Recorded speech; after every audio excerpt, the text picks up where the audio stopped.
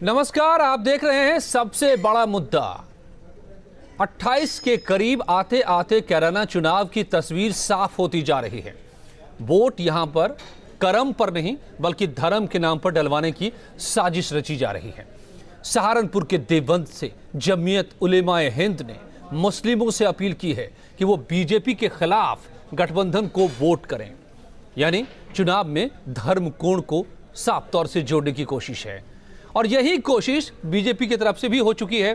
खुद सीएम योगी पलायन और मुजफ्फरनगर दंगे का जिक्र कर चुके हैं, लेकिन जमीयत उलेमाए हिंद जैसे शुद्ध धार्मिक संगठन का राजनीति में इस तरह की अड़ंगेबाजी चुनावी लोकतंत्र के लिहाज से किसके लिए फायदेमंद है और किसके लिए नुकसानदेह है, सबसे बड़ा मुद्दा आज का करेंगे बात। पहले देखिए ये रिपोर्ट।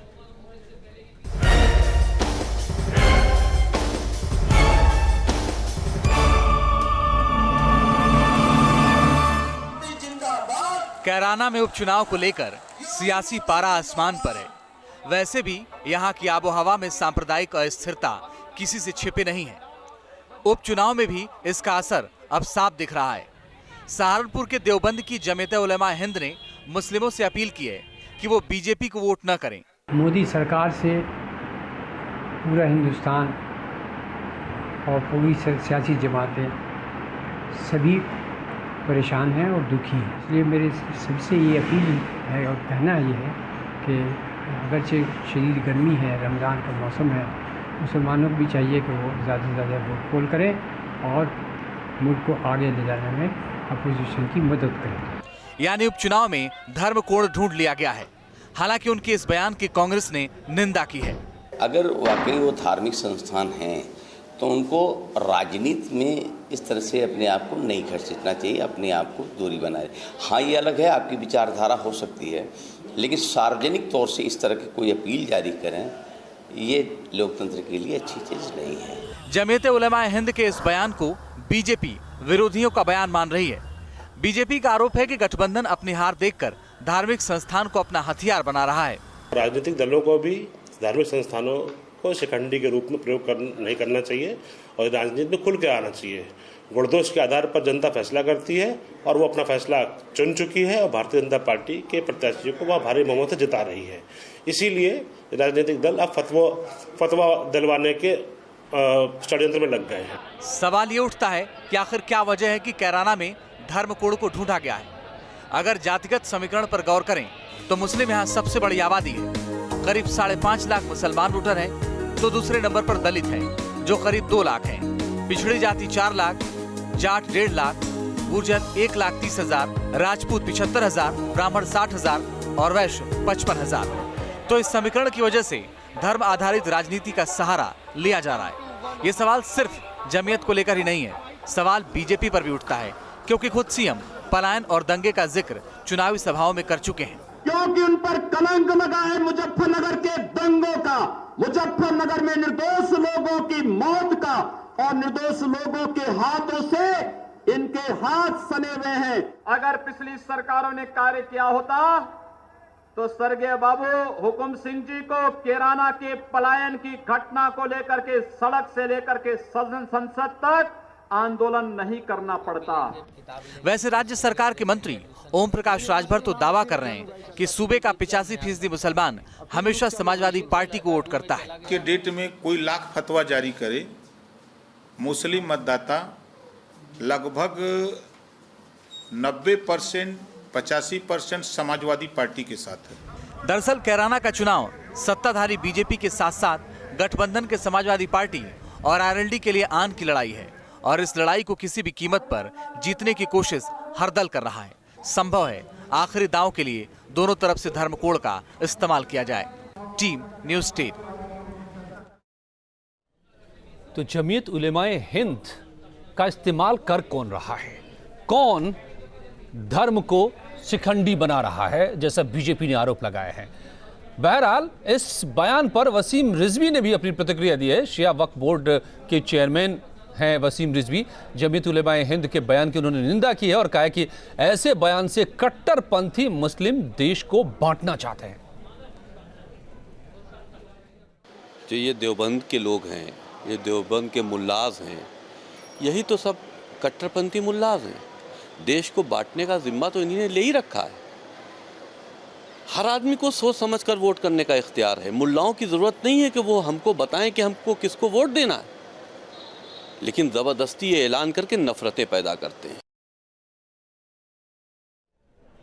बड़ी बात है ये कि क्या नफरत पैदा करने की कोशिश हो रही है किसी एक पार्टी को। ये सियासत का चुनाव है, राजनीति के तहत ये चुनाव है, और उसमें अगर धर्म के संगठन सीधे आकर के और ये बताएं कि क्या करे या नहीं करे जनता, तो ये फिर किसके लिए फायदेमंद है और नुकसानदेह है। बीजेपी के प्रवक्ता विजय शंकर तिवारी मेरे साथ जुड़ रहे हैं, राष्ट्रीय उलेमा काउंसिल के सचिव डॉक्टर जफर आलम मेरे साथ जुड़ रहे हैं, भारतीय जनता युवा मोर्चा के सुभाष यदुवंश और समाजवादी पार्टी के कीर्ति निधि पांडे। आप सबका मैं स्वागत करता हूं। डॉक्टर जफर आलम, ये धार्मिक संगठन पूरी तरह से उलेमाए हिंद, जमीयत उलेमाए हिंद, उसको आकर राजनीति में इस तरह की अड़ंगेबाजी करने की क्या जरूरत है? या किसी का मोहरा बनकर यह संगठन चुनाव में कूद रहा है? क्या मतलब इस बयान का, इस फतवे का? देवबंद के उलेमा के मुंह से अगर इस तरह से कहा जाता है तो इसका क्या मतलब माना जाए?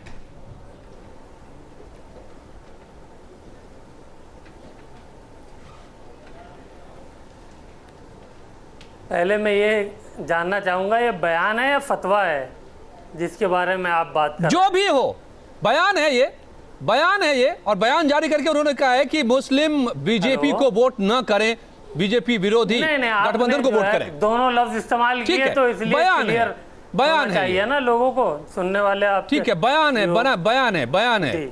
अब साफ हो गया होगा मुझे लगता है आपको। बताएं कौन होते हैं ये बयान देने वाले या हमें बताने वाले कि कौन किसको वोट देगा? जी जी बिल्कुल क्लियर हो गया। बहुत शुक्रिया। अब मुझे आप ये बता दें मोहतरम कि क्या कॉन्स्टिट्यूशन के अंदर किसी को अपील करने की, वोट मांगने की, वोट के लिए अपील करने की इजाज़त है या नहीं है? अपना वोट देने की इजाजत है, वो जाकर के एक समुदाय को प्रभावित करे, समुदाय के आधार पर, नहीं समुदाय के आधार पर, धर्म के आधार पर। और अगर इनको अपील करने की इजाजत है, मौलाना डॉक्टर जफर आलम साहब, धर्म का नाम लेकर के, नहीं क्या वो धर्म का नाम लेकर के वोट मांग रहे हैं? संप्रदाय, बिल्कुल उन्होंने कहा मुस्लिम संप्रदाय का आधार लेकर के वो सीधे कह रहे हैं ये संविधान विरोधी है। का नाम लिया उन्होंने कहा है कि मुस्लिम नहीं, इस्लाम क्या है? धर्म है नहीं है? इस्लाम क्या है? रिलीजन है कि नहीं है एक? और इस्लाम का नेम ले रहे हैं। वो कह रहे हैं कि मुसलमान वोट बीजेपी को नहीं करें, गठबंधन को करें। तो ये इसमें धर्म है कि नहीं है? वो उलेमा है, क्या ये धर्म है कि नहीं है? धर्म से जुड़े हैं कि नहीं? वो ये संगठन उलेमाओं का है, क्या ये धार्मिक संगठन है कि नहीं? क्या देवबंद में वो पढ़ाते हैं? क्या ये धार्मिक संगठन है? आप क्या बात कर रहे हैं? आप सीधे सीधे ये कहेंगे कि वो साफ साफ कह रहे हैं कि मुस्लिम वोट नहीं करे बीजेपी को। क्या मतलब इसका? ये धर्म से नहीं जुड़ता तो किससे जुड़ रहा है? नहीं, अगर उन्होंने विजय शंकर तिवारी जी आप समझा दीजिए जरा, डॉक्टर जफर आलम साहब को ये समझा दीजिए कि क्या ये धर्म के नाम पर समाज को तोड़ने की साजिश नहीं है तो क्या है? करें, ये एक अलग बात हो गई। देखो अजीत, हमने बार बार एक बात कही है कि चाहे जो धर्मनिरपेक्षता की राजनीति करते हैं, जो उन्होंने तुष्टीकरण करने में कोई कमी नहीं छोड़ी। इलेक्शन और ये पहली बार नहीं है करके इन हजरात को इस तरह के बयानों से बचना चाहिए, इस तरह के बयान नहीं देने चाहिए।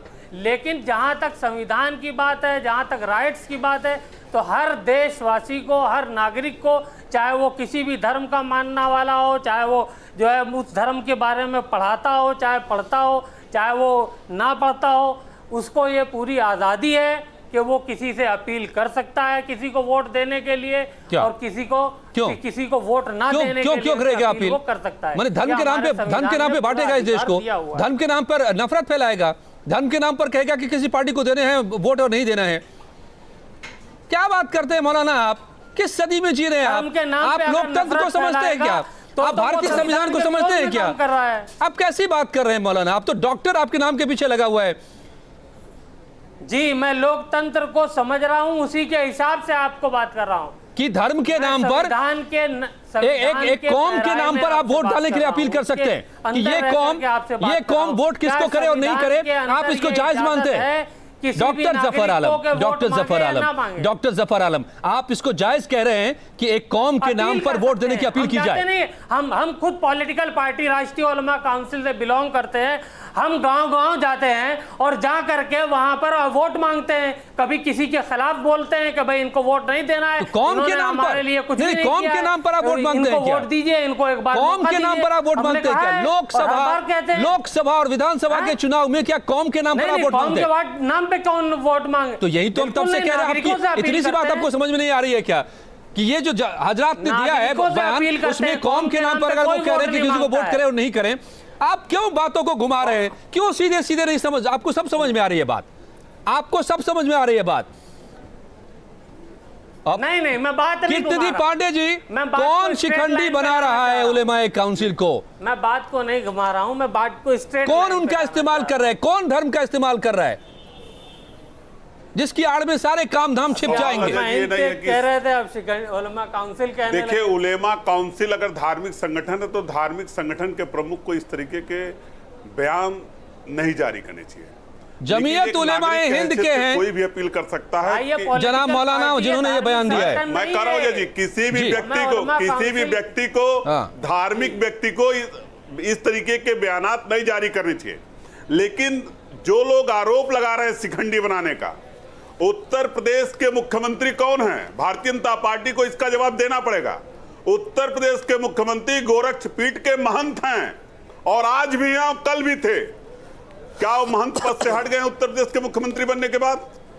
किस तरीके से धार्मिक आधार पर वोट मांगने का काम उत्तर प्रदेश के मुख्यमंत्री लगातार कर, धर्म के आधार पर तो भारतीय जनता पार्टी लगातार राजनीति कर रही है। धर्म को शिखंडी बनाने का काम भारतीय जनता पार्टी कर रही है और धर्म के नाम पर वोट मांगी है क्या कि हिंदू?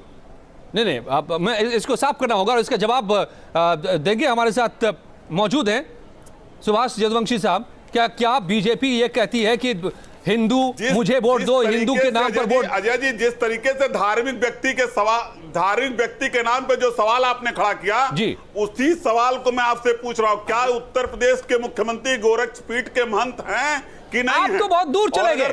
शायद आपका ये तर्क नहीं सही ठहरे।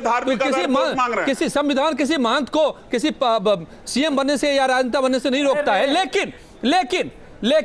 लेकिन सुभाष यदुवंशी कर रहा है धार्मिक आधार पे, सुभाष यदुवंशी अपने शरीर पे भगवा कपड़ा पहन करके जिस तरीके से राजनीति कर रहे हैं। नहीं, सुभाष यदुवंशी जी, नहीं, संविधान उसको भी नहीं रोकता है। देखिए अजय जी जो कहेंगे, लेकिन सुभाष जी, मैं आपको कुछ याद दिलाना चाहता हूँ। मैं याद दिलाना चाहता हूँ, आपके सीएम ने कल ही कैराना के पलायन के मुद्दे को भी छेड़ा और परसों मुजफ्फरनगर के दंगे के मुद्दे को भी छेड़ा। तो आप भी वही कर रहे हैं जो उधर से उलेमा करते दिखाई दे रहे हैं।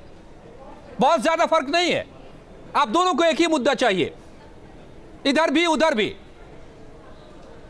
नहीं अजय जी, देख, जन प्रतिनिधित्व कानून 1991 के धारा 123 उपबंध 3 के अनुसार कोई भी अगर धार्मिक रूप से वोट मांगता है तो ये इल्लीगल है, असंवैधानिक है। और अभी जो उलेमा काउंसिल या जिस भी संगठन ने ये काम किया है, ये लोग हार से घबरा करके, ये जो इनका ट्रम्प कार्ड है ये, क्योंकि ये जान गए थे कि कौन हार से घबरा रहा है? उलेमा जो है, जमीयत उलेमा हिंद तो चुनाव में है ही नहीं। हराने वाली है। ये सब लोग इकट्ठे हो गए थे, इसलिए ये लोग खेल रहे थे। ये कौन लोग खेल रहे हैं? उनके पीछे कौन है? आप क्या कहना चाहते हैं? साफ बोलिए, जनता को बताइए। कोई लेना देना नहीं है। कल भारतीय जनता पार्टी बिल्कुल सहमत नहीं हूं। भारतीय जनता पार्टी पूरे 5 साल चुप रहते हैं इलेक्शन के टाइम पे आकर के। और जहां तक आपकी बात रही अजय जी, एक तो डिबेट को, ये बात हम सब अपने टाइम पे बोले, लेकिन जहां तक अजय जी की अपील करने की बात है, संविधान ने अधिकार दिया, हर आदमी अपील कर सकता है। और कौम के नाम पर जहां तक आपने मुख्यमंत्री जी की बात डॉक्टर की, जफर आलम साहब, आप क्यों नहीं बात को, बुनियादी बात को समझ रहे? कौम के नाम पर कोई वोट नहीं मांग सकता, ये संविधान के खिलाफ है। करके वोट नहीं मांगा, उनके खिलाफ मामला बनता है। ने उन पीड़ितों की बात की जो दंगे में जो लोग पीड़ित थे, बिल्कुल ये समाजवादी पार्टी के लोग और उनके मुखिया सफाई में रंगारंग कार्यक्रम में व्यस्त थे। जिस वक्त मुजफ्फरनगर में दंगों के पीड़ित लोग रह रहे थे। और अखिलेश यादव से मैं पूछना चाहता हूँ कि वो क्यों, सुनिए, पूर्व मुख्यमंत्री अखिलेश यादव जी क्यों अभी तक कैराना नहीं गए? उनकी हिम्मत नहीं है कि वो कैराना में चुनाव प्रचार करने चले जाएं। राजनीति से कोई लेना देना नहीं, उसके बाद वो ठीक है टाइम में लोगों को राजनीति का आशीर्वाद देने के पूर्व मुख्यमंत्री आदरणीय अखिलेश यादव जी कैराना नहीं है, पूरी सेना कैराना में खड़ी है, लेकिन गोरखपुर और फूलपुर में उन्होंने प्रचार किया और चुनाव हराया था भारतीय जनता पार्टी को। जो है अपील करने का और नहीं, आप लोग मुद्दे से भटक रहे हैं। भारतीय जनता पार्टी के विकास के मुद्दे के सामने मुझे इससे नहीं मतलब है कि कौन चुनाव प्रचार में उतर रहा है और कौन नहीं उतर रहा है। हमारे सामने मुद्दा यह है कि मुद्दा क्या है इस चुनाव का, हिंदू मुसलमान ये मुद्दा है, कैराना मुजफ्फरनगर ये मुद्दा है, या गन्ना मुद्दा है यहाँ पर, या आलू मुद्दा है यहाँ पर? जान चुकी है कि ये नकारात्मक राजनीति कर रहे हैं। विजय शंकर तिवारी जी, अजय जी 2017 के विधानसभा के चुनाव में जिस तरीके से देश के प्रधानमंत्री ने मुद्दा डेवलपमेंट किस तरीके से कब्रिस्तान और शमशान के सवाल को खड़ा किया, किस तरीके से होली और ईद के सवाल को खड़ा किया, तो आप लोग वही सवाल खड़ा कर रहे हैं क्या अभी? कीर्ति पांडे कि वो इनके बातों में नहीं आए, आप लोग यही सवाल खड़ा कर रहे हैं क्या कीर्ति पांडे जी? छोड़िए आप सब क्या कर रहे हैं, ये बात समझ में आती है और मैं यही समझाना चाहता हूँ और यही बात सामने लाना चाहता हूँ यहाँ पर। विजय शंकर तिवारी जी, आप बोल नहीं रहे हैं, मौलाना कह रहे हैं, एक मौलाना खड़े होकर कह रहे हैं कि मुसलमान बीजेपी को वोट नहीं दें, एक योगी जो सीएम है कह रहे हैं कि नहीं हम आए हैं तो पलायन रुका है, मुसलमान बीजेपी को, वरना तो यहाँ पर उनका साफ कहना था कि इनको हिंदुओं को मुसलमान भगा रहे थे यहाँ से। सवाल है कि क्या यही सब मुद्दे बचे हैं क्या, और कौन होते? पहले इनको चुप कराइए, मैं बात करना शुरू करता हूँ। वास्तव में ये दूध का कर्ज अदा कर रहे हैं, लेकिन ये दूध का कर्ज पहली बार अदा, वो काम क्यों? सुन लीजिए डॉक्टर जफर आलम, मैं आपकी बात सुन चुका हूँ, आपकी बात सुन चुका हूँ, आपकी बात कोई काम न कर, अब दूसरे को बोलने दें, उसकी कोई जवाब। डॉक्टर आलम साहब, दूसरे को भी बोलने दें, मौका दें। आपकी बात लगातार आ रही है, विजय शंकर जी बोल रहे हैं, उनको भी बोलने दीजिए। अजय जी, हाँ अजय जी वास्तव में ये दूध का कर्ज अदा कर रहे हैं और ये पहली बार नहीं कर रहे हैं। इस प्रकार की घोषणाएं, अपील, फतवे पहले जामा मस्जिद से जारी होते थे। अभी आपने सुना होगा कर्नाटक में 16 संस्थाओं ने मिलकर के मुसलमानों की, उन्होंने एक अपील की थी और उसके बाद अभी ये अपील आई है, उसको आप फतवा कहेंगे, अपील कहेंगे, जो कहना कहिए। लेकिन इतना ही नहीं है, गुजरात जब चुनाव हुए थे तो वहाँ क्रिश्चियन फादर ने किया था, अभी दिल्ली के एक क्रिश्चियन पादरी ने किया है। तो ये सब लोग अपने दूध का कर्ज अदा कर रहे हैं। किसकी दूध? और इसका सीधा मतलब है कि जिन्होंने अब तक तुष्टीकरण किया है और हिंदुओं को नजरअंदाज करके इनके ऊपर इनकी गुलामी की है, उनके साथ ये सीधे खड़े हो रहे हैं। मैं कह रहा हूं कि कैराना की वो हिंदू जनता जो वहां से पलायन कर चुकी है, कोई गाजियाबाद में, कोई पानीपत में, कोई देहरादून में, यानी जो भटक रही है, अब वो हिंदू इनको सबक सिखाएंगे, वहां से आकर सिखाएंगे। इसका डर हो गया है इनको, इसलिए तरह के फतवे ये जारी करवा रहे हैं। लोग अपने रोजी रोटी के तलाश में गए दूसरे जगह पे। हिंदू हमारे बड़े भाई हैं, हमारे शर्म का विषय है। जान है, हिंदू होते हुए भी, हमारे हर तरीके के दुख सुख किसी पार्टी की राजनीति करिए, लेकिन हिंदू होते हुए भी आप उन हिंदुओं को दुख दर्द छोड़ने के बजाय उनको व्यवसायिक के लिए गए हैं, ये कहने में आपको संकोच होना चाहिए, लेकिन नहीं हुआ। आप जाइए गाजियाबाद में पूछिए, पानीपत में पूछिए, देहरादून में पूछिए, उनकी बहू बेटियों की इज्जत बचाने के लिए। विजय शंकर तिवारी जी, मैं तो पूछ रहा हूँ आपसे, बताइए उत्तर प्रदेश के मुख्यमंत्री ने कौन सा कर्ज अदा किया? जिस तरीके से वोटों का ध्रुवीकरण उत्तर प्रदेश के मुख्यमंत्री कर रहे थे अपनी सभाओं में, वो कौन सा कर्ज अदा कर रहे हैं, किस दूध का कर्ज वो अदा कर रहे हैं, ये क्यों नहीं बताते आप? वो सच बता रहे हैं। वो बता रहे हैं कि मुजफ्फरनगर में जो हुआ है कौन सा सच? आप कहिए तो सच है, दूसरा कोई कहे तो झूठ है। नहीं, आप जो करिए वो सही, दूसरा करे तो गलत। हिंदू प्लान कर रहा था, आप आंख बंद करके क्यों बैठे थे? आप आंख बंद करके क्यों बैठे थे? आज आपको कोई पलायन नहीं हुआ, दूध का केवल मुद्दा बनाया फर्जी तरीके से उसको भारतीय जनता पार्टी ने। नहीं, ठीक है। कृष्णजी पांडे जी, वो आप बड़ा थाना नहीं भूले होंगे और आपको भी बड़े थाने के बड़े किस्से मालूम होंगे, तो कौन कब क्या करता रहा है ये सबको मालूम है, कि कब किस तरह की राजनीति कौन करता रहा है। पता उत्तर प्रदेश के अंदर, उत्तर प्रदेश के अंदर आज की भी स्थिति सबको पता है। बिल्कुल, मैं वही कह रहा हूं की बात कर रहे हैं। ताली दोनों तरफ से बजती है और दोनों बजाते हैं, कोई पीछे नहीं रहता।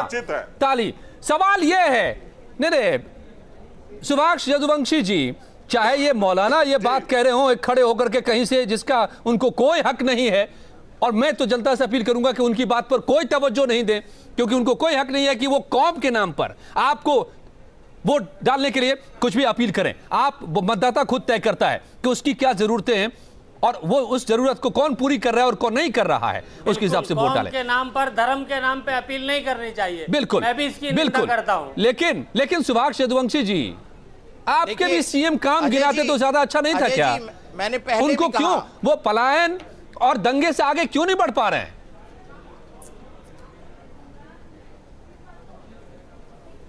अजय जी, मैं आपसे एक सवाल पूछना चाहता हूं। ये बताइए कि पीड़ित लोग हैं जो कैराना से जिनका पलायन हो गया था, वो पीड़ित लोग थे, उनकी बात करना क्या धार्मिक राजनीति की बात करना है? और जो लोग दंगों में से के आग में जल रहे थे, उस समय के मुख्यमंत्री सैफई में रंगारंग कार्यक्रम देख रहे थे, उनकी बात करना क्या धार्मिक तुष्टिकरण की बात है? हमारे मुख्यमंत्री वहां पर पीड़ितों की बात कर रहे थे, वंचितों की बात कर रहे थे और गन्ना की बात कर रहे थे और लगातार विकास की बात कर रहे थे। भारतीय जनता पार्टी के विकास के मुद्दे पर आने से ये सब के सब घबरा गए हैं और परेशान हो गए हैं। और आपको मैं बता दूं कि इस प्रदेश और देश का मुसलमान इनके फतवे को कभी न सुना है और न कभी माना है। आप देखे होंगे कि पहले जामा मस्जिद से फतवा जारी होता था और उनके फतवा जारी होने के कभी तो ऐसा हुआ एक ही चुनाव में उनको कहीं से ठीक से कुछ नहीं मिला तो दूसरी पार्टी से फतवा जारी कर दिया और अपनी सीट जो है, अपनी सीट जामा मस्जिद की खुद हार जाते थे वहां के जो मौलवी साहब थे। तो मैं ये कहना चाहता हूं कि इस प्रदेश और देश का जो मुसलमान है वो आत्मस्वाभिमानी है। ठीक है, आप लोगों ने अपनी बात कह दी है, वक्त इतना ही था। आने वाला नहीं है। और कौन किसको शिकंडी बना रहा है, कौन किससे क्या अपील कर रहा है, ये तो जनता तय करेगी। लेकिन जनता को आखिरी तौर पर यही तय करना है आपको कि आपके लिए मुद्दा क्या है, गन्ना, आलू, पानी, बिजली या फिर हिंदू मुसलमान दंगा पलायन। तय आपको करना होगा वोट डालते वक्त। धन्यवाद आप सबका मेरे साथ जुड़ने के लिए।